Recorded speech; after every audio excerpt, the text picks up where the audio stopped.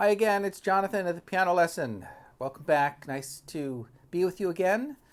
And I thought today I would talk a little bit about trying to make harmony a little easier.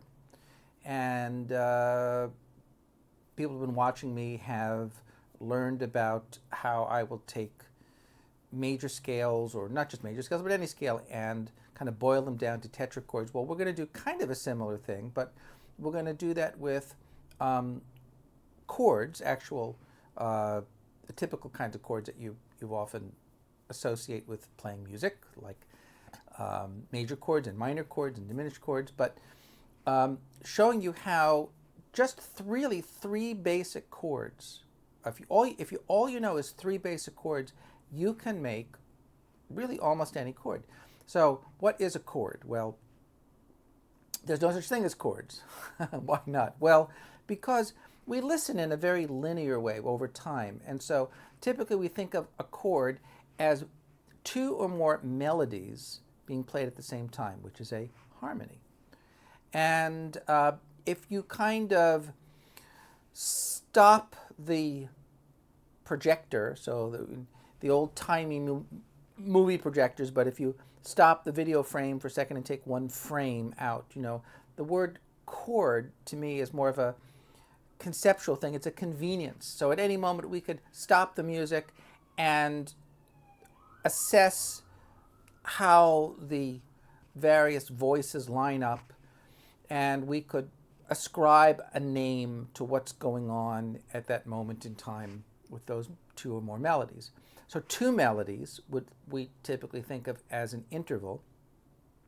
And what's an interval? Well, the prefix inter, meaning between, the distance between two notes. And I might even start with that just to acquaint you with that, because usually people learn chords before they learn intervals, and it's much more important to learn intervals first. In fact, I remember just kind of popping into a coffee shop once and sitting down, and there was actually a music book there. It was a music instruction book, and it was the book that the U.S. Army uses to teach its musicians. And I got to tell you, if you want to be a good musician, go into the U.S. military, because the people who play in those bands, they are good musicians.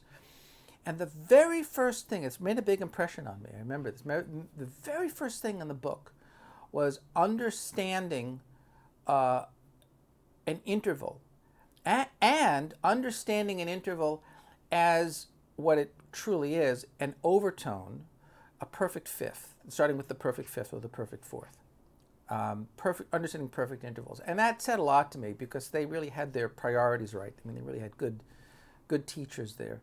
So let's just kind of talk about that. When we talk about a fifth, well, in its simplest terms, 5 letters apart in the musical alphabet.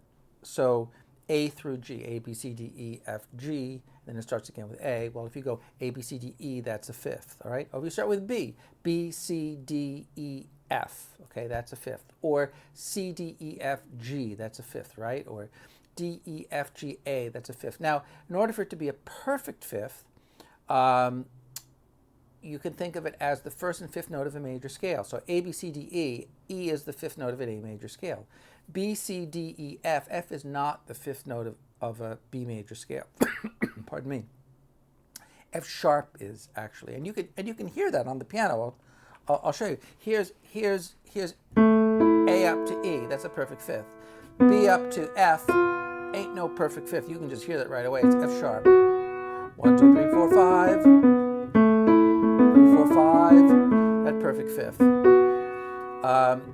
C, D, E, F, G. Perfect fifth. Notice I'm playing a black key, so it sounds like a major chord, but major scale, but that's a perfect fifth. D up to A, E up to B is a perfect fifth. F up to C, G up to D is a perfect fifth. So the only one there that's not a perfect fifth is the B up to F. And then if you have black keys, let's say, D flat up to A flat, B flat up to E flat up to B flat is a perfect fifth. G flat up to D flat is a perfect fifth. A flat up to E flat is a perfect fifth. And B up to F is a perfect fifth.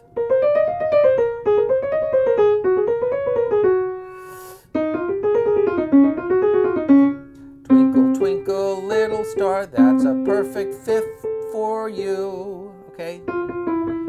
That's your perfect fifth. And if you take that perfect fifth and you lower it, you invert it. The word is invert. You turn it upside down. That becomes a fourth. And of course, our buddy Francesco knows all this stuff because he's a piano tuner. And piano tuners got to know fourths and fifths. All musicians got to know fourths and fifths. And it doesn't really matter what clef you read music in. You know, if you place a note, let's say on a space, 1, 2, 3, 4, 5, and you skip a space, right? But that's what a fifth looks like. Or if you start on a line, that's what a fifth looks like. Two similarly positioned notes on the staff. It really doesn't matter what clef you have there.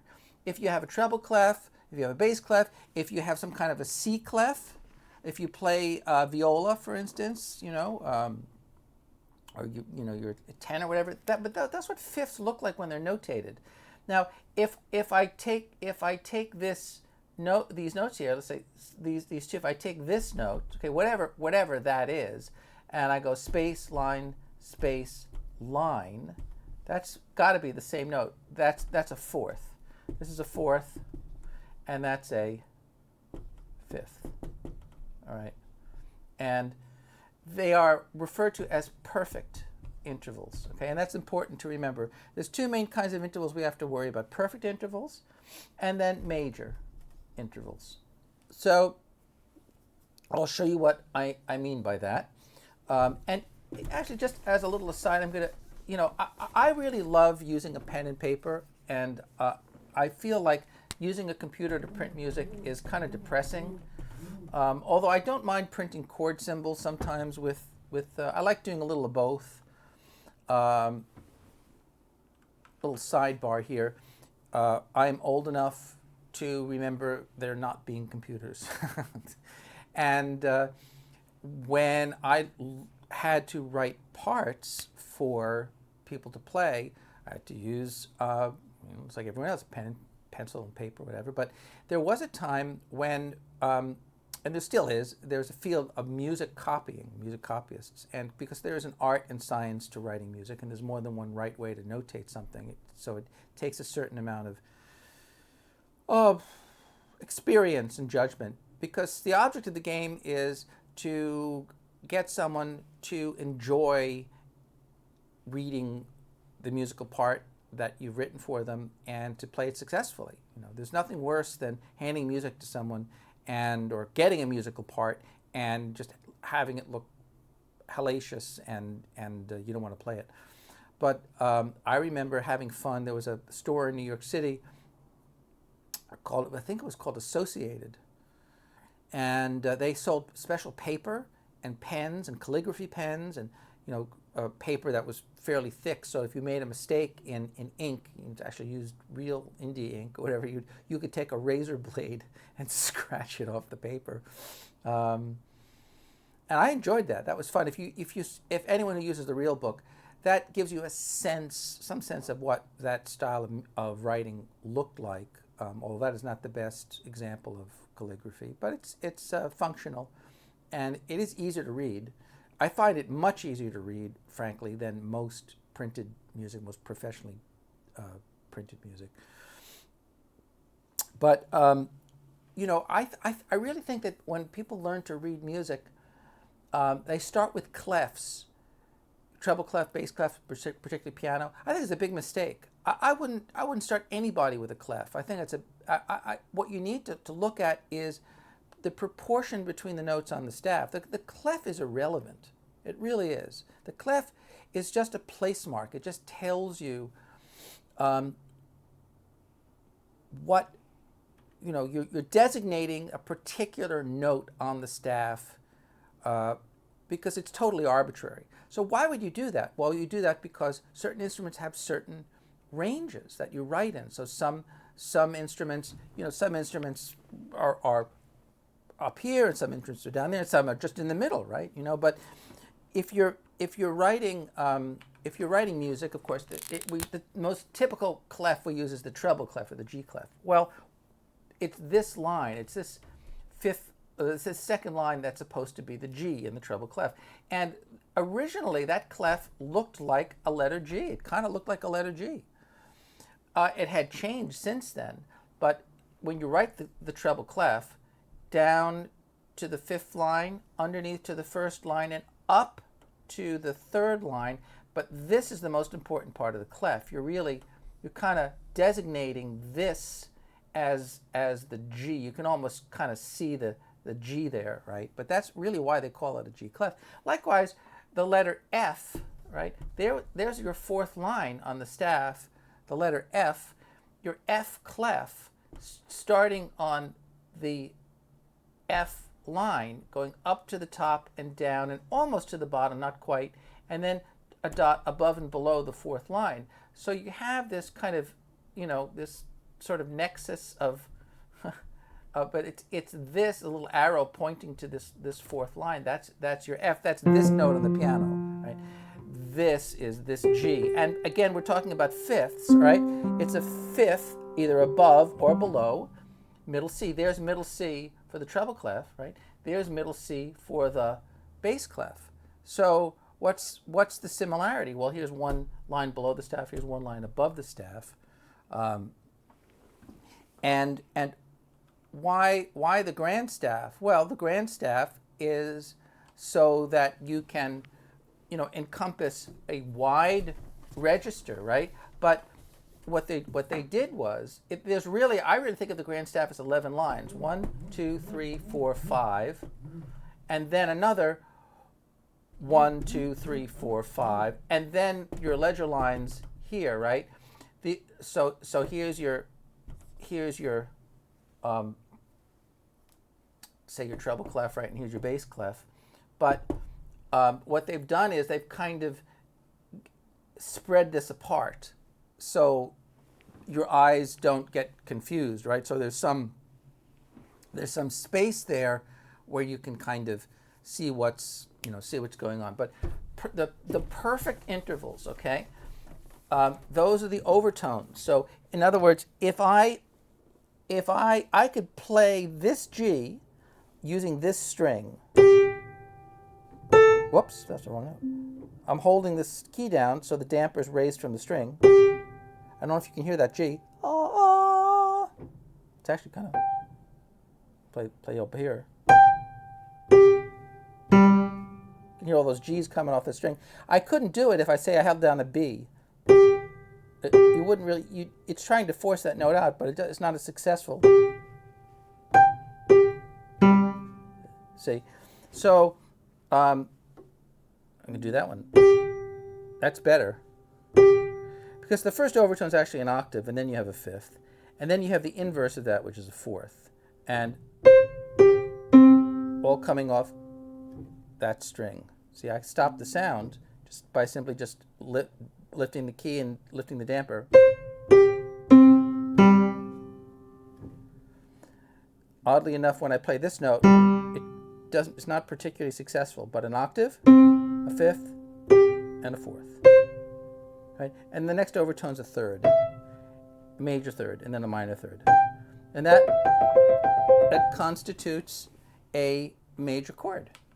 Now, when we're making chords, usually the way chords are explained typically in relation to major scales. So usually you hear explanations like a major chord is the result of taking the first, third, and fifth note of a major scale. And that's fine, but a major chord really is the result of the overtones that are elicited from one string. And I know that Francesco's going to have something to say about this, and I hope. But it's kind of baked into the cake. It's just a phenomenon of nature, really. And the reason why we like it is just sort of a mystery. I don't really know why. And so again, we'll if we're looking at C, D, E, F, G, A, B, C. So first note of the scale, C, third note of the scale, E, fifth note of the scale, G, okay, that would be a major triad, and you can play them, right, at all the notes at the same time. That would be, if I played C and G at the same time, we would call that an harmonic fifth. And if I played them separately, that would be a melodic fifth. Right? But those are the intervals. And if I invert it, I get the fourth. Okay. And again, if I'm skipping letters in the alphabet, D, E, F, right? I'm skipping D, I'm skipping F, and I get a chord. Now, what would happen if I changed one of those notes? Say I lowered one of those notes from E to E flat. Well, in that case, that would make it minor. And I've created a minor triad like that. And what would happen if I also made this G, if I lowered that a half step? Well, then that would be diminished. And really, there's really, in my estimation, only three kinds of harmonies. There's major, minor, and diminished. Happy, sad, and let's say scary. The Halloween chord.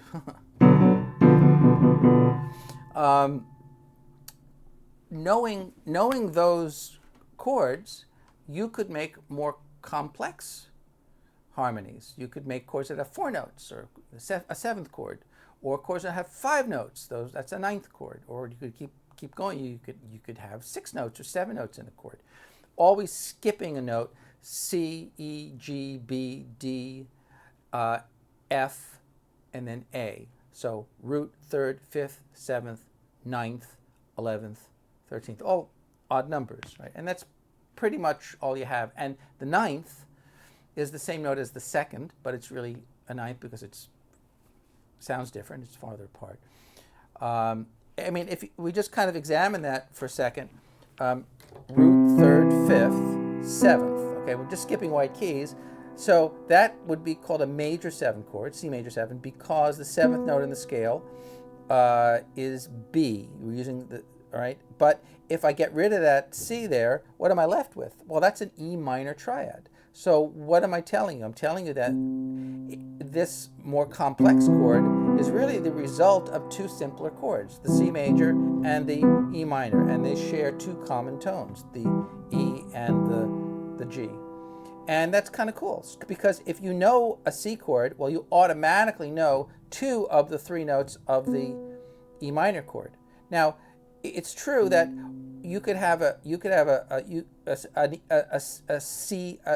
some kind of a seven chord which just does not have a B natural. It could have a B flat, let's say.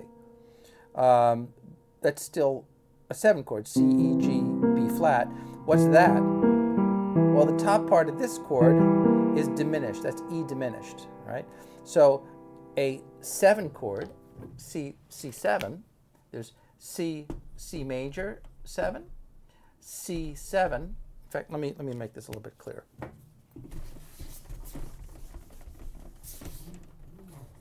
I'm kind of jumping around a bit, so forgive me if this seems a bit scattered. I'm trying to gather my thoughts, but C, E, G, B. Again, notice how we're skipping spaces, right? These are all thirds. That's a major third. That's a major third. This is a minor third, and this is a major third. So I mentioned that there are perfect intervals, fifths, fourths, and octaves, and there are unisons too. This string is tuned to the same note, three strings tuned to the same note, same unison, but those are the perfect intervals. And then the major intervals, if I go up the scale, major second, major third, that's a perfect fourth, perfect fifth, major seventh, major sixth, major seventh, and then perfect octave. So, for instance, how do I know that that's a major third? Well, I know in part because that's a G and that's a B, and G is the first note in the G scale and B is the third note in the major scale. How do I know that this is a minor third? Well, E is the first note in an E scale, but G is not the third note in the major scale. It's G sharp. It's 1, 2, 3 half steps. That's the minor third, as opposed to the major third, which is 2 whole steps. I'm getting a little bit in the weeds here, but I just want to show you that these more complicated chords are really the result of simpler chords. So here you have that's a major triad, and this is that's a minor. That's a minor triad. That's actually, since it's on an E, we'd call it that would be an E minor triad, and this is a C major triad. If I changed one of the notes and I did C, E, G, B flat, well, that's a little different. That would be, this is still the major, right? But over here we would have, that's the diminished. And I'll kind of go, what did I say? No, pardon me. Getting ahead of myself. That's the diminished triad. That's C7, that's C major 7. And if I did C, what are we doing here? I'm doing C, E flat, G, B flat. That's C minor 7. Well, now this is C minor, but up here, that's E flat major. But they share 2 notes, right? They share the 2 middle notes, the E flat and the G. Here in the C7, they share 2 notes, the E and the G, right? But those are the 3 main chord types. The other 7th chord that you see a lot is minor 7 flat 5. That's a pretty common chord. The lower part, minor 7 flat 5, is also called half diminished. Why half diminished? Well, because only half of the chord is diminished, meaning that it's built on minor thirds. C, E flat, G flat, and get ready, B double flat. Yes, friends, double flat. B double flat. That's fine. You can do that. C, E flat. Oh, sorry. G flat, B double flat. That's diminished. That's C diminished 7. All right. That's just a diminished chord. And that's an interesting chord because you have the lower part is diminished and the upper part is also diminished. E flat, G flat, B double flat. That's diminished and that's diminished. That's the same. But C half diminished 7, that's the way you express it. Or you could do C minor 7 flat 5, C E flat, G flat, B flat. That's this. Right? Bottom part is C minor. Bottom part is C diminished. Sorry, I'm misspeaking so much today. Bottom part is C diminished. Top part is E flat minor. So this is C diminished, and the top part is E flat minor. Again, I haven't I'm building all these chords with one of three different types of triads. Kind of think of it like primary colors. Like what are the primary colors? Red, yellow, and blue. Yeah, red, yellow, and blue, right? They're different in light, right? The primary colors in light are different than pigment, but red, yellow, and blue. So like, what is it? Blue and yellow is green, right? You can kind of mix colors. Same thing with music, but and we do use the word color in music. We use the word color in music to describe the varying degrees of dissonance and consonance. So a consonant sound being something that we might think of as being more restful, would have a much more pure quality to it, whereas a dissonant sound might suggest more